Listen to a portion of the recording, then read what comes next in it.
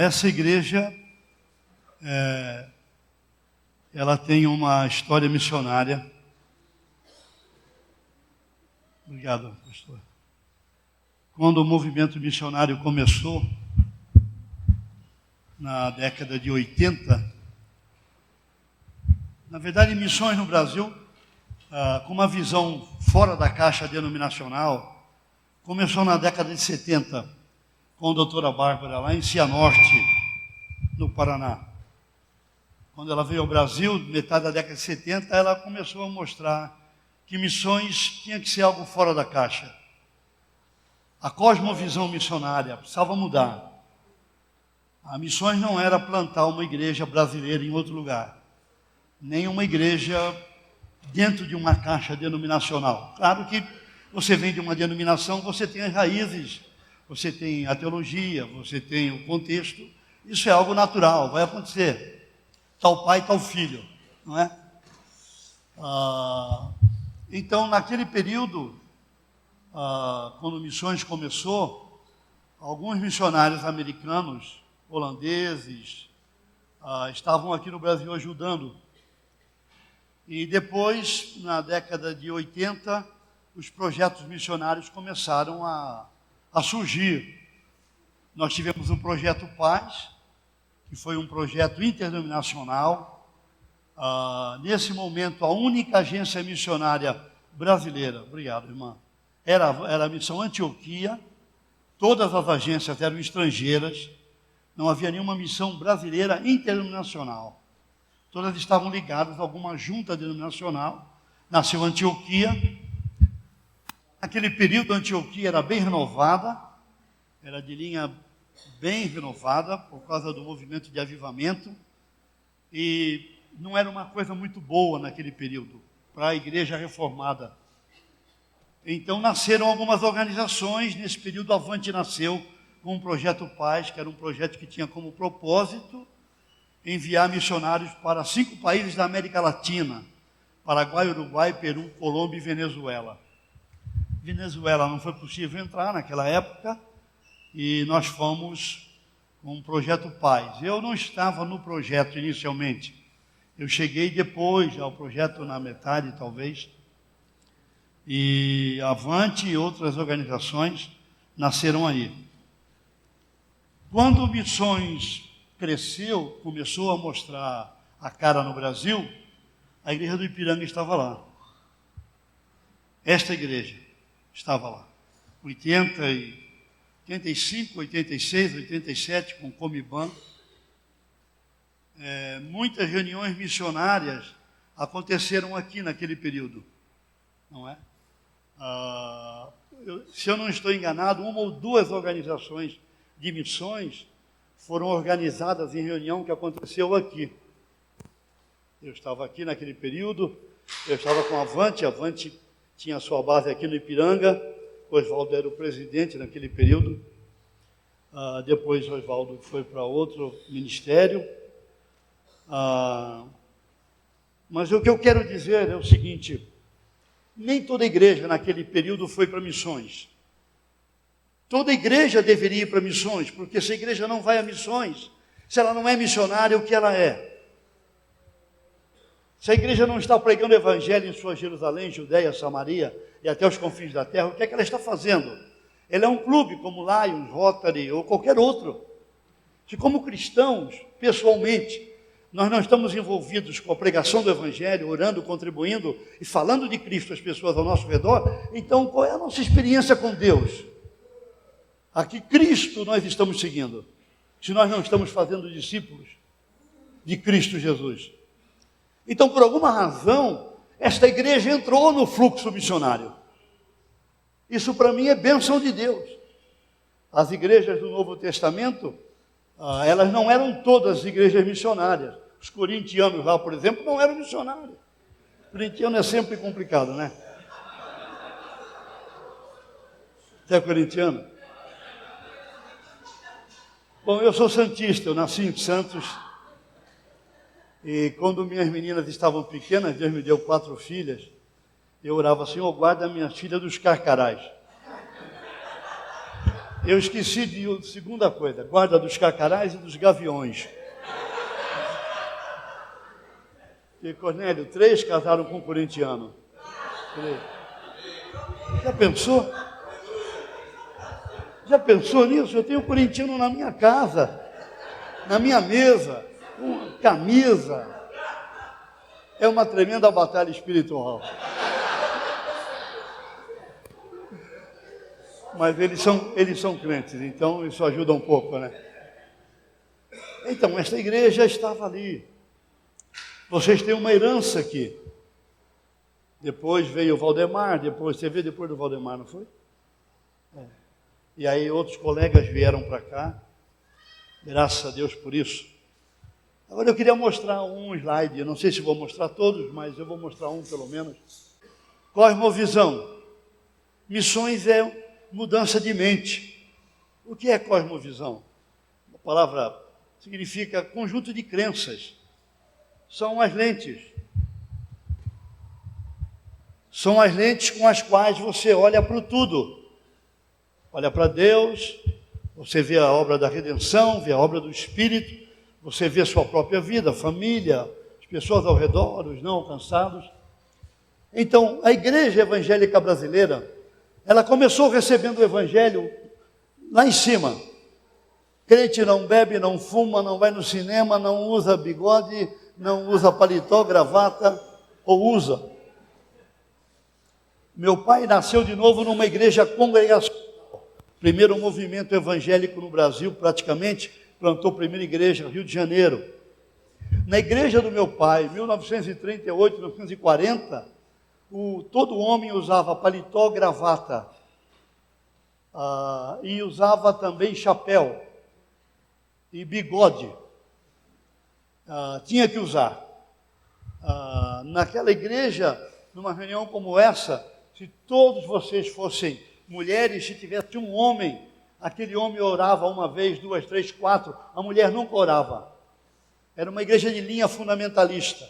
Então meu pai não ia à praia, meu pai não via televisão, aliás, não tinha televisão, tinha rádio. Minha mãe ganhou um rádio de presente, e eu fui buscar com meu pai, eu morava em Santos. Meu pai com o rádio no ombro, ele disse assim: meu filho, estou levando o diabo no ombro. Eu não gostava do meu pai quando pegava para disciplinar, meu pai não disciplinava, meu pai punia, meu pai batia de mão fechada. Isso não é disciplina. Eu pensei comigo, um diabo levando outro diabo. Só que eu não podia falar essas coisas, né? Só podia pensar.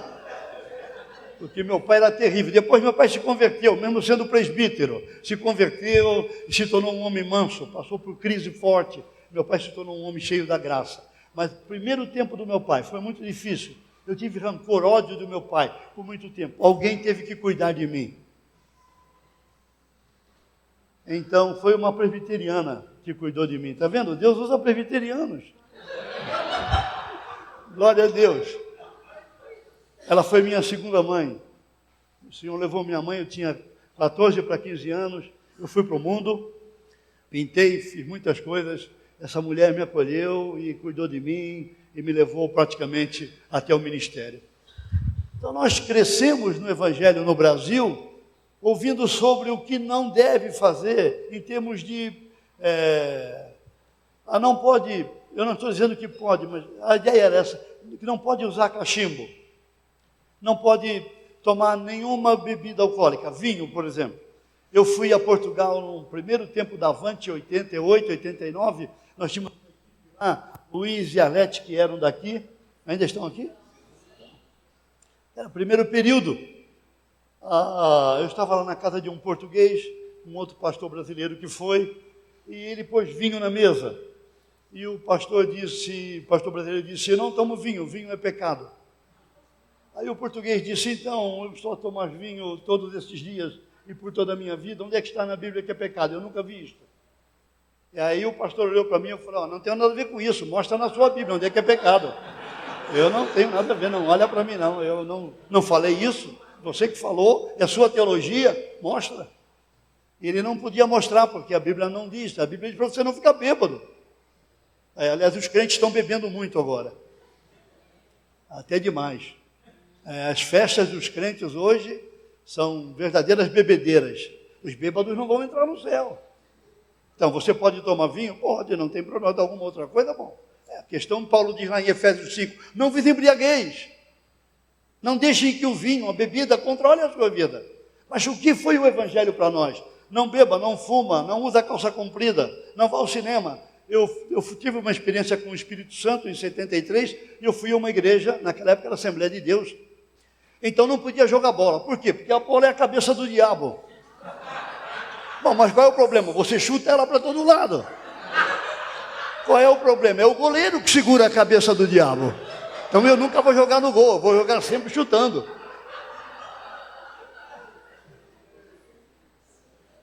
A maneira de olhar não foi dada para nós. Cosmovisão. O que é missões? Mudança de mente. Cuidar de pessoas é mudança de mente. Esta manhã você precisa sair daqui convencido pelo Espírito e pela palavra. Vou ler um texto aqui. Eu preciso cuidar das pessoas que Deus está trazendo para a minha vida. Cuidar do meu irmão. Antes dele ir para o campo, quando ele está no campo e depois que ele volta. Eu preciso, isso é mudança de mente. Se eu não tenho uma mente aberta agora, uma cultura aberta, se você não tem uma cultura mental aberta, você vai evitar muitas pessoas agora, porque é um tempo complicado agora, para ser cristão, para viver a fé. Por exemplo, eu quero mostrar um outro slide. Ora, a vida cristã até algum tempo atrás era assim, subindo a montanha. Não é fácil, mas era assim. É batalha espiritual, ser um cristão. Em qualquer contexto é batalha espiritual. Você rema contra a maré. Você tem princípios do reino.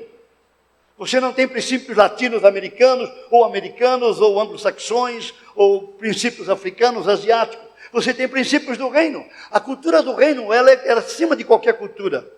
Quando eu estava no seminário, o pessoal falava de uma teologia latino-americana. Isso não é bíblico. Não tem teologia latino-americana. Não tem teologia americana, anglo-saxônica. Tem teologia bíblica. A teologia bíblica está aqui, acima de qualquer cultura. É o termo que Paulo usa em Efésios capítulo 2. Com os cidadãos do reino. Com os cidadãos ali é cultura nova. É mente nova, forma de pensar nova. Ação nova, crença nova. Então, vida cristã era subindo a montanha. Não era fácil. Como que é agora, nesse tempo que nós estamos nos aproximando do fim? Quero mostrar outro slide, por favor. Agora é assim, ó. Vida cristã agora é alpinismo. Você subia assim, agora você tem que subir assim. Não é fácil ser uma igreja missionária neste tempo. Não é fácil ir a campo missionário transcultural, plantar a igreja, fazer discípulos. Qualquer lugar do mundo você tem batalha espiritual. Você tem conflito, você tem batalhas fortes. Então, há um texto que eu quero mencionar, em 2 Timóteo 1, 15, 16, 17. Estás ciente de que todos os da Ásia me abandonaram. Dentre eles cito Fígelo e Hermógenes. Então Paulo aqui já tem uma crise bem forte. Conceda o Senhor misericórdia à casa de Onesíforo, homem que dá lucro. Então ele deu grande lucro para o reino, esse homem. Porque muitas vezes me deu ânimo, me restaurou, e nunca se envergonhou das minhas algemas.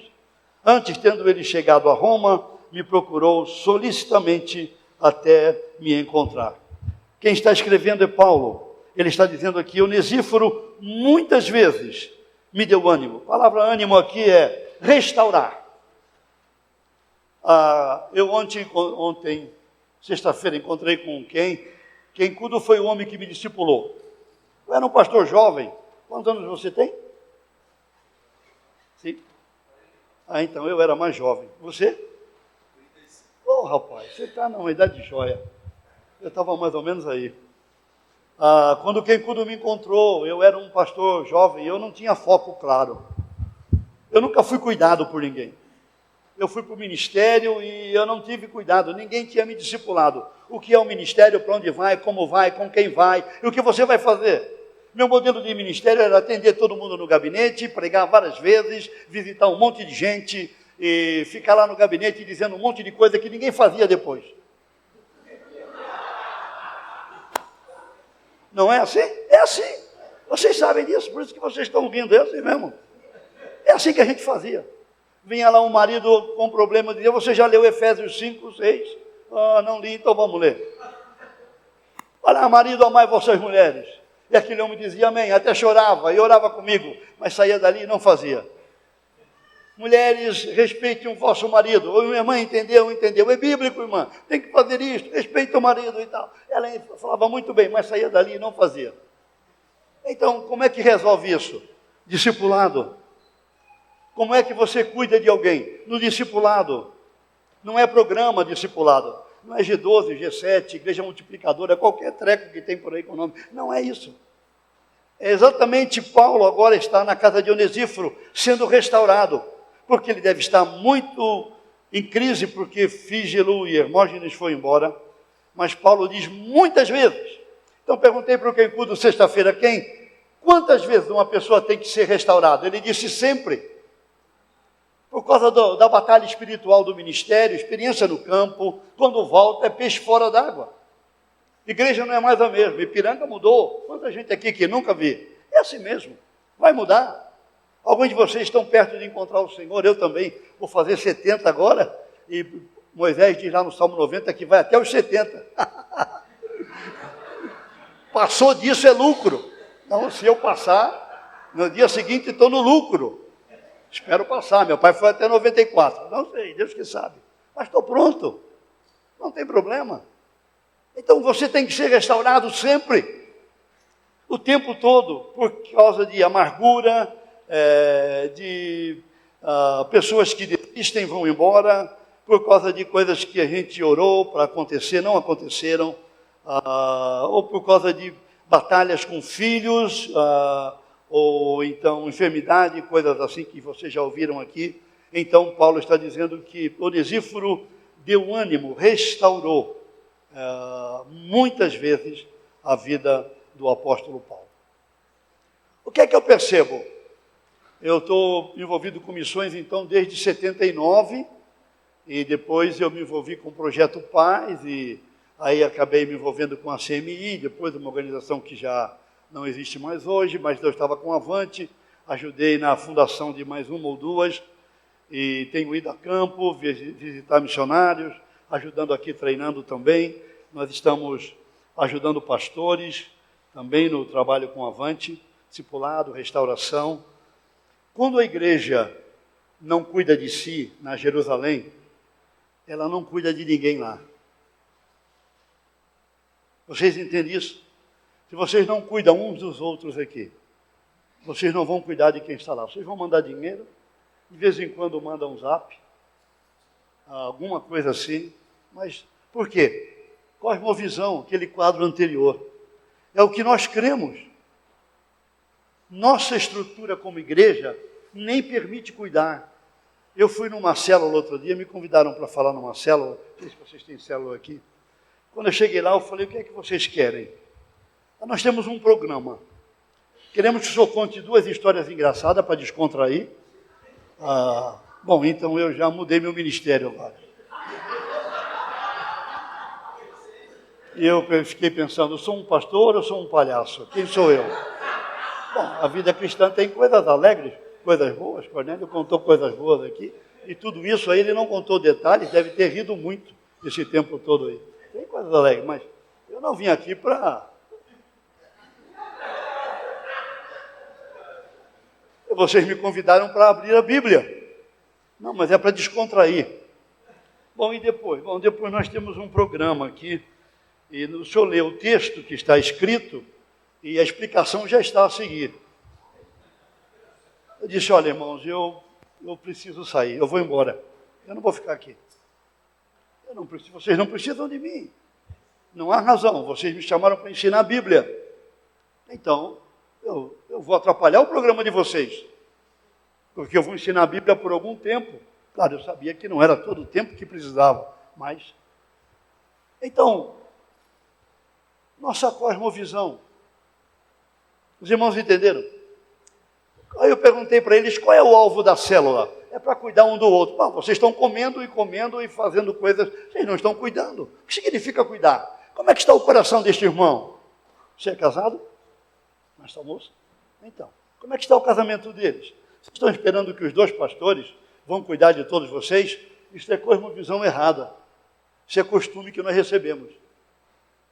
Eu fui pastorear uma igreja em Santos, minha cidade natal, e aqui ninguém queria ir para lá. Então Deus falou, vai para lá, Deus tem essas coisas, né?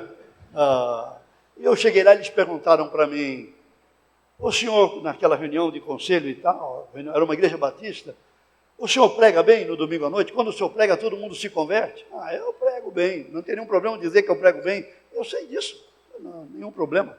Eu prego bem. O senhor aconselha bem? Estou aprendendo, mas eu também faço aconselhamento. O senhor administra bem, o senhor evangeliza bem, o senhor faz isso bem, isso e aquilo, várias coisas que eles queriam que o pastor fizesse. O senhor faz tudo isso? Faço.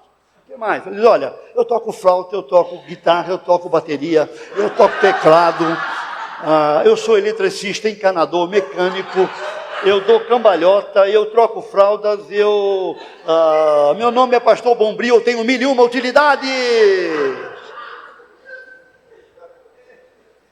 Aí eles ficaram parados assim, olhando. Bom, ninguém queria ir para lá, eles não tinham outro nome. Acharam que era melhor aceitar aquele cara mesmo lá. Porque a gente foi criado numa igreja onde estes homens vão fazer tudo. Onde é que está isso na Bíblia? Abra a sua Bíblia, mostra para mim. Abre a sua Bíblia, mostra para mim. Depois do culto eu espero. Onde é que está na Bíblia que eles vão fazer tudo? Não. Biblicamente, o trabalho pastoral é discipular, equipar alguns que vão, então, cuidar do rebanho junto com o conselho da igreja. Há irmãos que podem ser equipados, discipulados, para cuidar do rebanho. Então, se nós não estamos dispostos a ser a casa de Onesíforo, onde alguém vem, a ideia aqui no original é que o ambiente para Paulo ficou refrescado. Paulo chegou de cabeça quente, Onesíforo ofereceu algo que refrescou Paulo. Ou então Paulo chegou desanimado, frio, então Onesíforo esquentou ele.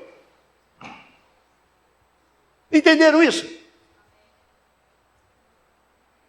Paulo chegou lá irritado, indignado. Esses caras foram embora, investi neles alguns anos. Alguns dizem que Demas deve ter acompanhado Paulo, que é um outro camarada nesta carta. Provavelmente 8 anos. Alguns falam de 10 anos que Paulo investiu em Demas, porque ele vem de Tessalônica, primeira igreja que Paulo plantou quando entra na Europa. Aliás, terceira igreja. Primeiro Filipos, Beré, depois Tessalônica. Demas era de Tessalônica. Lá em 2 Timóteo 4, Paulo diz, amando o presente século, ele foi embora. Então, esses homens foram embora também. Então, Paulo deve estar indignado. Eu investi naqueles caras, eles desistiram. É assim, viu, pastor? Você investe e vai embora. Não dá satisfação, não diz nada. Vai para os mercantilistas da região. Não é? É assim mesmo. A igreja é assim. Tem gente assim. Paulo estava ali, cabeça quente. O Onesíforo diz para ele, olha, vem cá. Quero mostrar algo para você. E acolhe Paulo. Houve um homem no século passado, Francis Schaeffer. Vale a pena ler Francis Schaeffer. É um livro, literatura pesada, mas tem que ler, parágrafo por parágrafo. Ele dizia o seguinte, quando ele percebeu que a igreja na Europa já estava em crise, muito forte, e a igreja americana começava a mostrar a crise, que agora está bem alta, a crise americana está muito alta agora, a igreja americana está caminhando para lugares muito difíceis. Ele disse o seguinte, qual é a igreja que vai atravessar século XX e vai sobreviver século XXI? Sabe o que ele disse? Igreja acolhedora. Igreja que é casa de Onesíforo. Ele usou o termo casa de Onesíforo, eu estou fazendo uma contextualização aqui do que ele falou. Igreja que é casa de Onesíforo, que acolhe. Acolhe aqueles que estão, por exemplo, a Organização Mundial da Saúde está dizendo agora que de cada 2 pessoas no mundo, daqui a pouco, mas eles estão falando em 5 anos, eu acho que eles erraram a data. Cada 2 pessoas no mundo, uma vai ter batalhas na mente. Depressão, síndrome de burnout, ou esquizofrenia, síndrome de pânico, medo muito forte, ansiedade muito forte, alguma coisa assim. Então não é mais daqui 5 anos. Eu acho que nós chegamos nesse tempo. Que as pessoas precisam de uma igreja que está disposta a acolhê-las. Então significa o quê? Eu tenho que repensar o que eu creio eu tenho que repensar a minha prática. Eu estou aqui dando só pontos, porque não dá tempo para entrar nos detalhes. O que é que eu creio sobre o Evangelho? O que é o Evangelho? Então, talvez eu tenha que redefinir o Evangelho, para redefinir o meu compromisso com a obra missionária. Para redefinir meu compromisso, não apenas dar dinheiro para missões, não apenas investir em missões, financeiramente. O homem que discipulou o Kenkudo se converteu na Califórnia, em 1970 e pouco. Ele foi discipulado por um chinês que levou ele a Cristo. Esse chinês falou para ele: eu não vou para missões, eu vou ser um médico, ele é o melhor na área de HIV do Havaí. Cara, muito bom. Está dando aula agora na África com 70 e poucos anos. Está fazendo um projeto para ajudar médicos da Etiópia. Naquela igreja que nasceu com Filipe lá no caminho de Gaza, que estava deserto, que ele levou aquele homem da rainha de Candace a Cristo, ao ministro. Então, a remanescente daquela igreja, esse médico está lá ajudando, dando aula e tal. Ele falou para o Kenkudo: você vai, eu vou ser seu mantenedor. Isso faz 43, 44 anos. Este homem, mensalmente, por 44 anos, é mantenedor. É mantenedor. Mas ele também eu queria mostrar um versículo, Filipenses 2, versículo 25. Julguei, todavia, necessário mandar até vós Epafrodito, ou Epáfras. Por um lado, meu irmão missionário tem muitos, cooperador, alguns, companheiro de luta, aí já cai bastante. Por outro, vosso mensageiro e vosso auxiliar nas minhas necessidades. Companheiro de lutas, isso aqui. Onesíforo era companheiro de lutas do apóstolo Paulo. Alguém que está ao lado, que está pronto a dar a sua vida para morrer pelo irmão. Eu não sei o que aconteceu conosco com o Evangelho, que nós não nos interessamos pelos irmãos, pelos pastores. Eu trabalho com pastores, por causa do trabalho com a Missão Avante, tenho ajudado pastores, também sou ajudado. Eu não me lembro de ter visto um tempo com tantos pastores em crise, de todo tipo. Eu fui fundador da segunda casa de recuperação no Brasil para viciados em drogas, em Santos, que era um movimento do Dave Wilkes nos Estados Unidos. E naquela época nós fundamos muitas casas de recuperação para viciados. Agora precisa de casa de recuperação para pastores. Porque eles precisam de ajuda por 1 mês, 2 meses, 6 meses. Alguns por muito tempo, alguns precisam parar, receber ajuda espiritual, ajuda bíblica e alguns até ajuda médica. Por causa da pressão que pastores e líderes missionários enfrentam. Agora, esta igreja que eu citei agora, de Filipenses, ela é uma igreja que está cooperando com o ministério do apóstolo Paulo. Se você ler esta carta, esta igreja está cooperando.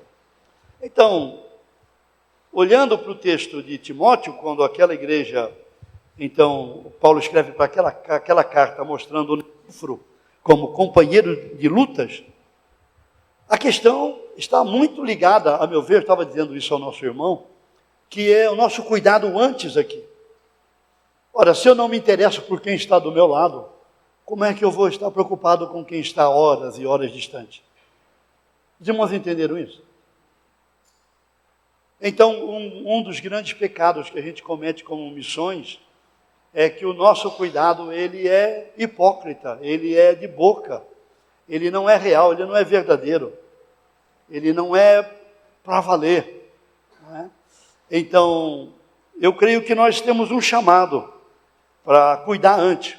Eu queria mostrar uma foto, não dá para falar, vamos lá para baixo, para a última, aqui. O alvo do discipulado é levar discípulos à maturidade, para se tornarem teleiós, completos, esta palavra. A palavra teleiós é completo. Isto é, íntegros, sem lacunas ou deficiência. Nas seguintes áreas, eu não vou mencionar detalhadamente. Caráter.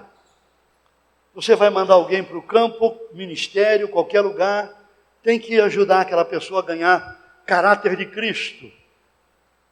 Então isso tem que fazer antes, restaurar caráter. Paulo vai dizer que Timóteo tinha caráter provado. Provado lá é provado e aprovado.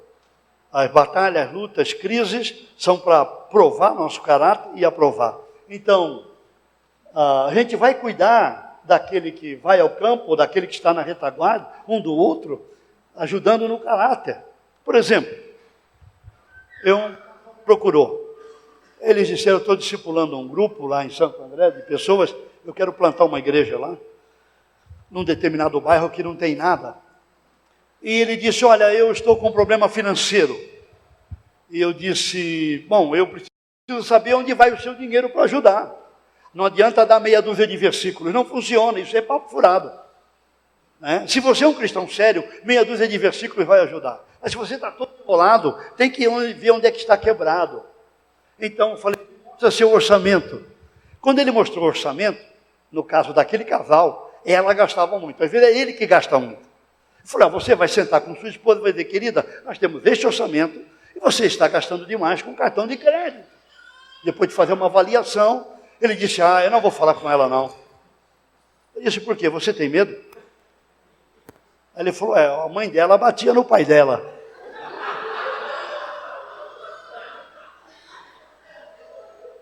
Aí eu falei, então é zona de perigo, hein? Eu falei, mas então, eu falei para ele, você fala com amor. Ele falou assim para mim, como é que fala com amor? Como é que fala com amor? Ele não sabia. Ele não cuidava dela. Marido, como é que cuida da esposa? Ele não cuidava dela. Não conhecia as batalhas, as lutas, os medos, as crises, as dúvidas, os retrocessos, as questões.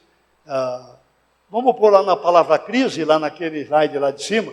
Vocês estão dançando aí, né? Mas tá bom. Depois eu dou um livro a vocês. Crise, perigo, oportunidade. Essa palavra vem da Ásia. Então nós estamos vivendo sempre no Evangelho, sempre tem crise. Agora maior, por causa do tempo do fim. Oportunidade. Falei para ele, rapaz, para esse moço, faz mudança agora. Então falei para ele, fala para ela algumas coisas. E fala para ela, olha, gastar o dinheiro como você gasta é pecado. E ela veio falar comigo, onde é que está na Bíblia que gastar o dinheiro é pecado? Assim, opa, vamos estudar a Bíblia então. Vamos mostrar que se Cristo não é o Senhor de cada área, Ele não é Senhor de nada. Jesus não pode ser Senhor de 10%, 20%, 30%, 50%, não. Ou Ele é Senhor da minha vida em cada área, ou não é de nada. Finanças está aí. Então fiz um estudo com ela, mostrei. Ela vinha de pais bem disfuncionais. A mãe batia no pai mesmo. A mãe, na reunião de diáconos, acho que na reunião de diáconos aqui não acontece isso, eu acho. Ela fazia assim na cabeça do pai. Pedala, marido. Quando ele falava uma bobagem, ela batia na cabeça dele. Pedala, marido. Na frente de todo mundo. Como é que cuida disso? Tem que cuidar. Não pode. Nem pode ser diaconisa, você vai continuar mandando o marido pedalar assim. Não pode. Ela que estava pedalando errado, né? Então, vamos lá para aquela do caráter agora. Ok, aí. Caráter. Você não sabe lidar com as finanças? Então, precisa arrumar isso. Palavra usada em mesmo texto, Gálatas, 1 Coríntios, Efésios, 1 Tessalonicenses. Quero mostrar só essa palavra. Marcos capítulo 1, versículo 19. Quando Jesus está chamando aqueles homens para vir com eles, pouco mais adiante viu Tiago, filho de Zebedeu, e João, seu irmão, que estavam no barco consertando as redes. A NVI diz, restaurando as redes. Aí, nesse caso, a NVI é melhor. Restaurar. Mesmo que aconteceu com Onesíforo, só que a palavra no grego é outra lá. Não é a mesma coisa, restaurar. Agora, essa palavra, restaurar as redes, era usada pelos médicos no tempo de Jesus, para consertar osso quebrado. Você chegava lá, quebrou o braço, quebrou a perna, omoplata, alguma coisa. Os médicos catartizavam, a palavra é catartizar. Os médicos catartizavam sua perna, seu braço. O Espírito Santo pega esse verbo e coloca, restaurar caráter, restaurar relacionamento, restaurar ministério, restaurar a fé. Isso tem que ser feito aqui e lá. O missionário tem que ser restaurado o tempo todo. Aí ele falando quantas coisas deu errado, não foi? Então, tem que restaurar, isto é, quebra alguma coisa, decepção, frustração, coração fica para baixo, medo vem, a ansiedade, o que vai acontecer agora? O que vou fazer com a minha vida agora? Estou voltando ao Brasil, o que vai acontecer? Capricha aí, irmão. É porque isso aí vai para a rede, vai para todo lugar, né? Só para descontrair. Entenderam, irmãos? Então, eu quero dizer uma coisa aqui, eu acho que isso, espero que o que eu vou dizer vai incomodar vocês bastante. Talvez vocês não me chamem daqui, mas eu vou falar isso. Nosso modelo de igreja está vencido. Nosso modelo de igreja. Vocês querem durar mais 10, 20, 30 anos até Jesus voltar? Porque a gente não sabe a data, né? Pode levar 10 anos, 20 anos, 30 anos, 50 anos. Acho que não chega lá, acho que é menos. Esse modelo não comunica mais. Então, essa igreja que não é casa de Onesíforo, não serve mais. Está lá no papel, venceu.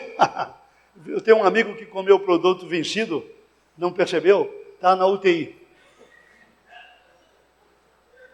Por isso que a igreja está na UTI, venceu o prazo. Esse modelo, mas tem que deixar de ser presbiteriano independente? Não, continua como presbiteriano independente, não tem problema. A questão não é a placa, não é a denominação, é nosso comportamento, é nossa mente, é nossa cabeça. Nossa cabeça está estragada, teologicamente, eclesiologicamente, missiologicamente, nós estragamos. Nós estragamos. Essa é a realidade da igreja. Qual é a igreja que vai para frente? Que ainda vai enviar gente para o campo missionário. Gente para fazer discípulos, para plantar a igreja, para apoiar missões, e vai contribuir, e vai ficar firme. Qual é a igreja? Esta igreja bíblica, que acolhe, que restaura, que cuida, que tem amor de Cristo. Não é amor de Papai Noel. Amor de Cristo. O amor de Cristo, ele diz sim, ele diz não. Isso no discipulado você diz sim, diz não. Os irmãos entenderam?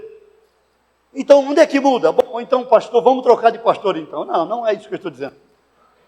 O problema não é pastoral. Aqui não é. O problema não é pastoral, é aqui, ó. A cuca. Cabeça sua, minha. O que está aqui, cosmovisão. É o que eu creio. O que é que eu faço? Eu um dia saí com meu pai distribuía folhetos em todo lugar. Meu pai era um evangelista. E um dia ele foi no mercado com a sua segunda esposa, porque minha mãe já estava no céu. Não que ele teve duas, uma só, graças a Deus. Porque hoje é moda ter duas, né? Até mais. Então, ele falou, a minha segunda esposa falou, Oswaldo, eu vou pegar pouca coisa aqui. Falei, não tem problema, eu vou ficar aqui distribuindo literatura. Quando ela olhou, ele estava indo na direção de um manequim. Ela falou, Oswaldo, é um manequim, Oswaldo. Ele já estava com problema de visão, ele falou, mas mexeu, eu prego o evangelho.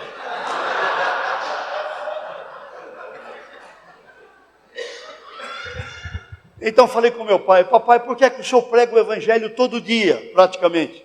Sabe o que ele disse? É o que eu creio. É o que eu creio, meu filho. E eu pensei, bom, é realmente isso. Então nós acolhemos, restauramos, enviamos, apoiamos, porque nós cremos. Então não é tarefa de dois homens, ou do conselho da igreja, ou do pessoal de missões, é tarefa nossa. Cada um de nós aqui tem algo nisso aí. Deus chamou você. Não fui chamado. Então você precisa vir a Cristo esta manhã. Se você não for chamado, você não é eleito. Todo eleito. Outro dia um pastor falou para mim, estou muito bravo. Eu não fui eleito para nada na denominação. Falei, você não leu Efésios. Efésios diz que nós já fomos eleitos antes da fundação do mundo. Então, está bravo por quê? Os irmãos entenderam? Ó? Esse cuidado tem que começar aqui. Então, a Cornélio é membro da... Não, você é membro do presbitério, né? Agora é membro lá. Mas chama ele e fala, e aí? Como é que nós podemos ajudar? O que podemos fazer? Além de dar recursos. Você tem recurso? Dá recurso a ele. Isso é bíblico. Investe na vida deles. Eles devem estar tendo batalhas fortes. Quanto tempo está aqui, Cornélio? 1 ano? Então, puxa, é peixe fora d'água, né? Agora. Depois vai se encaixando. Os irmãos entenderam? Vocês ainda apoiam Arlete e Luiz? Então, como é que a gente pode ajudar além de dar recursos? Pode ir ao campo para ter um tempo com eles lá, para ajudar, leva para comer bacalhau, tomar vinho verde. Não vai lá para ele pagar a conta. Não, você paga a conta. Senão não funciona. Os irmãos entenderam? Então começa na igreja o acolhimento, ajudando aqui, sendo casa de Onesíforo. Se os irmãos querem que os vizinhos venham, que as pessoas venham, que os colegas e amigos venham. Outro dia, eu não gosto de usar esse termo, mas eu tenho ajudado em consultoria com algumas igrejas. Eu não gosto desse termo, isso é profissional, mas algumas igrejas têm me procurado para perguntar, o que fazer agora? Uma igreja que fez um trabalho com crianças e vieram 25 famílias das crianças. Vieram assistir e foram embora, nunca mais voltaram. Um voltou 2 vezes. Então eles estão perguntando, por que é que 25 famílias, nem metade ficou no culto? Falei, bom, então deixa eu ir lá, eu quero assistir um culto de vocês, eu quero ver como é a reunião, eu posso dar uma sugestão. Eu disse a eles, olha, num culto desse eu também não volto mais. Esse culto que vocês fazem, eu falei para eles, eu não volto mais. Isso não me ajudou em nada. A cosmovisão. Também a fisionomia deles. Estavam todos tristes. Um ou outro estava mais alegre, a maioria estava...